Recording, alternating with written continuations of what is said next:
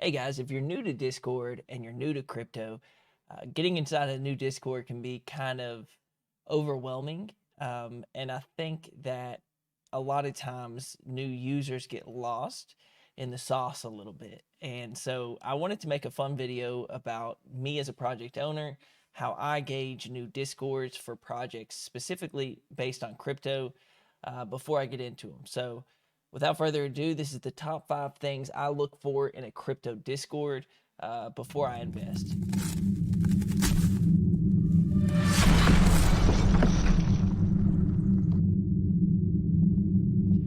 All right, number one, it kind of relates to crypto Discord, but it also kind of relates to another side of DeFi, which I'll make another lengthy video on.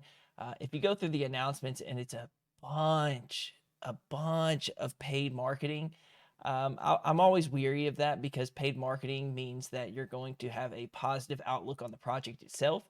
So I always get a little weary whenever I see a bunch of marketing videos done. It's not always a bad thing because, of course, you have to get your project's name out there. But it comes to a certain extent where, especially in a bull market, and it's not so prevalent in a bear cycle, but oftentimes you'll see that whenever videos come out, it seems to be like a cry for help for that project. And oftentimes you're buying the tops, or you're buying into exit liquidity. Whatever it is, be weary of marketing and realize that when someone's making a video for something, that they're being paid for that service. Oftentimes there's obviously it's not 100% of the time, but always be mindful of where you're getting your content from. If you have a favorite YouTuber, but that YouTuber constantly does paid promotion, just realize that their only affiliation to that project is the paycheck. And there's nothing wrong with that. But you as a user need to understand that what you're investing to and when you're investing is very important for your own personal safety. So it's one of the things I look for when I get into a crypto Discord. All right, so my number two thing I look for before I get in is how accessible is the developers, the core team, the community manager. So let me preface this by saying not all developers are chatty. That's why you have community managers. That is why you have people other than yourself that are good at communication. My main role in my Discord is to be a communicator. And now that, of course, is on someone else while I work on some of the other things. But it's good to know that whenever you get into a project, that you always have access to the developer. They're no better than you. They just launched a business that you're helping them invest in, right? You've invested in them. So it is, in my opinion, a right to you that you have access to them in some capacity. Now, it doesn't mean that they need to answer why the price goes down, right? But it does mean that you should have some level of access to any member of leadership. And that just comes with good projects, right? Not everyone's going to be formed like this. And the very large projects that could have like 20 team members, I'm speaking specifically to the niche area of DeFi where it's very grassroots, right? For example, me, whenever I launch my projects, I'm always rank one chatter. I try and make myself accessible to every member of investor, and it's something that I look for. If I don't see a lot of chatter from the leadership, to me it feels like it's almost like a money grab. And again, that's not every circumstance. It's just how I look at it through my optics. So it's always something I look out for, and I urge you to do the same. How accessible is that leadership before you're investing into a project? All right, on to number three. This one could come to a shock to some of you if you're new to Discord, especially for crypto. But also, it is a very common aspect that someone is always trying to look for loopholes or maliciously game the system. Being a project leader, I bump elbows with all types of shady characters, right? Everybody that I come in contact, everybody's goal in this game is to make money, right? And so there's some people that really don't have a moral compass to guide it. And with DeFi being a gray area, you're really subject to bumping elbows with those same people, but with a different face on. Some people are nastier to me in DMs, and then they go into the public eye, and then they act a different way. And so what this all means is that, um, you know, understand that some people bring in negative sentiment. And when I say sentiment, I mean saying negative things about the project, the price, whatever it is, can almost plant a seed in other people's heads. that whenever you see that, or when other investors see that, it makes them less likely to invest. And it's something that us as project leaders try and manage to the best of our extent. Now, there's this weird fine line, double-edged sword of people calling it FUD. But my thing is, if it's constructive criticism against me, if it's constructive criticism against the project to make it better, of course I'm all for it. But then there's that negative side to it, where if someone lays in an extra layer, or they try and bake another layer of negativity, sure, it could be emotion, but 99% of the time, you all as investors need to understand this. They're either trying to get better prices, or they want to watch the world burn. And it happens so often, and most people don't even see it. They just think it's investors that are upset with the price. But you, as this is just one of the big things that I look for is, how is the chat managing itself? Is negative sentiment being addressed by the moderator team? Is it being addressed by the other members of the community? Take note and watch some of these Discord chats, and you'll see what I'm talking about. But yeah, it's one of those things that, why would someone spend time being negative, right? Their only goal there is to make money, or they're a serial killer, in my opinion. There is no in between.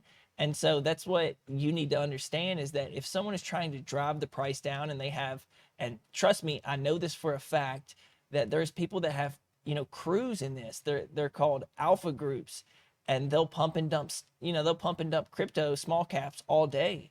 And so what they do is get a crew of people, bots, whatever it is, and they'll make a lot of hype for a couple of days, and then they'll dump all of their bags at the top. And so don't get caught up in both waves, positive and negative. Invest in teams, invest in fundamentals, invest in what you think is going to be good during the next bull cycle, whatever it is. But always ask yourself, what does the user gain from this conversation? Is it knowledge? Is it lower prices? Sometimes they can be the same thing and not even know it. But you as an investor need to understand and not let that affect you emotionally, but instead let that be another indicator for how to navigate crypto Discord. So that is the third. Number 4, this one's kind of a gimme, but they still do it, so I have to assume it's still working. So if this video gets to one person that didn't understand, if you get any DM from anything ever on Discord, assume it is fake until you verify. Verify, verify, verify, and I promise you, you didn't win a giveaway. I promise you, it's not the project leader reaching out to you. I promise you that none of these things are probably the truth. Nobody is reaching out to you to give you money. Okay, it just doesn't happen. I'm sorry. There's other ways to win money, but Discord DMs at random are not the way. So if you ever get a DM, it's best to close it and get verification from the official chat of those channels. Reach out to a moderator or whoever you need to, but never assume and never click any links, ever, ever. Please don't. I have seen so many people in the last 8 months click these links, and some people know this, but still click it because greed took the best of them. And then once that happens, a lot of times there is some kind of malicious intent towards the person's wallet, whatever it may be, but they are trying to steal your money, not give it to you. This one's kind of a 2 for 1, but number 5 is really the communication coming through and the indicators in the chat all wrapped up. So a lot of times, let me just be frank with you, Discord numbers are completely botted because there's so much marketing and shilling happening and these giveaways that happen. It's kind of a weird fake world that you get into when you get into crypto Discord. So assume big numbers don't mean big project. That's what they want you to believe, but it's not always a good indicator. Some indicators that I like to use when I get in there to see if those numbers are real is there multicolored chat roles? And is there helpful members helping out people with lower chat roles? How many server boosts do they have? I know these are silly, but this does help with no incentive, because a lot of times people will get a whitelist or some kind of weird metric for server boosting, right? Is it well organized? Is there documentation? Like in Frozen Walrus itself, there's official links, announcements, rules, community announcements, AVAX news, tweets. There's a ton of different categories for you as a user to, pull the exact information you want out of it, and it should be like that.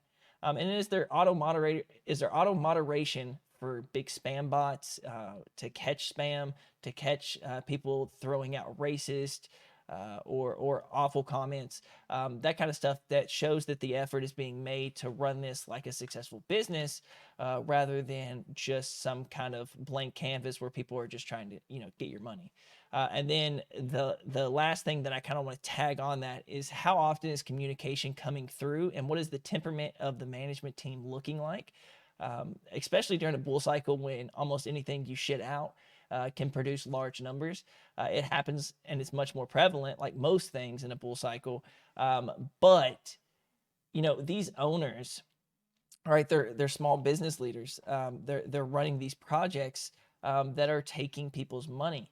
And so their temperament should be very appreciative of the investors that come in my opinion, and this is just how I run it, but this is what I also look for the future. So, how are they responding to messages? How are they responding to criticism? How are they responding to suggestions? That kind of stuff matters. And when the members are attacking, or when the management is attacking other members of the Discord, it's a bad look, and it should give you an indicator for how they value their investors, right? If they value you high, like I do my own investors, and I always put them first, then they should be responding to you, accepting your criticism, and then also, you guys are right first. Now, obviously, I'll make the protocol decisions because it's my view, my vision, and I've put the skin in the game. But 4,000 members putting their head together for one project versus one person that thinks he has a God complex that can fix DeFi. There's a huge difference there, and anybody that thinks they can do it themselves is insane. So they should be responding to you in that way, and should not be clouded by their own ego or whatever else it may be. And that's it. Kind of a different video format. I hope you enjoyed it, because I really liked it. I like kind of doing this kind of stuff, and I want to kind of branch out and talk more about my experiences in DeFi as a whole, and kind of how to help a new user or a moderately new user to get into crypto Discord and make it much more comfortable, no matter what your age, your background, no matter what, you feel more comfortable getting into crypto Discord, because it is a bit of a cesspool sometimes if you don't know how to weave around it, right? So hopefully with my experiences and giving you kind of the ins and outs, you can do a lot better before we get to the next bull cycle. So if you watched, thank you so much.